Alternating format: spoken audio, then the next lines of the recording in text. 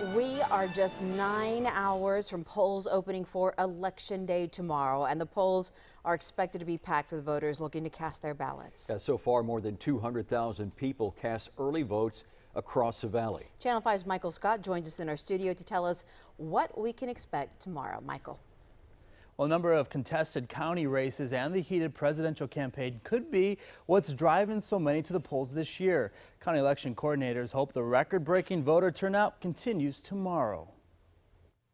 Polling places around the valley are getting ready for Election Day.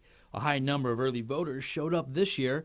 Around 61,300 people voted during the two-week period in Cameron County.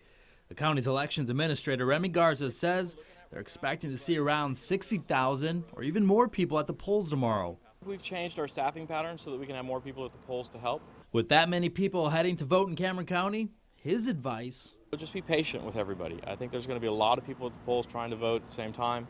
Our poll workers are members of the community just like you, trying to help you cast your ballot. In Hidalgo County, 139,000 early voters took advantage of early voting. Compared to the presidential election in 2012, that is 40,000 more voters.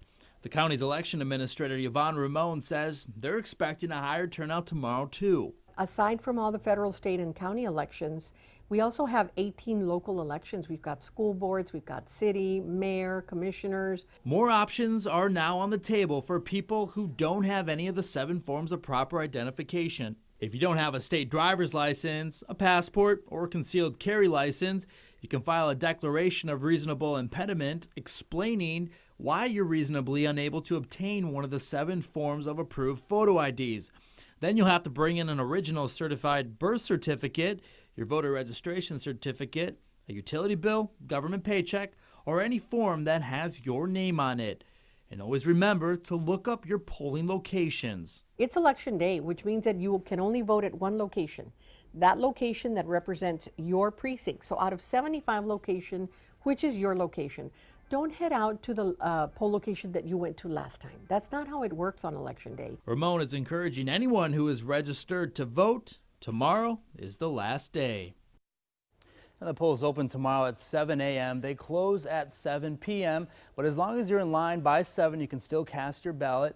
And we have polling locations on our website right now for you to view. Just head over to krhv.com, click on the Elections Info tab. In the studio tonight, Michael Scott, Channel 5 News at 10.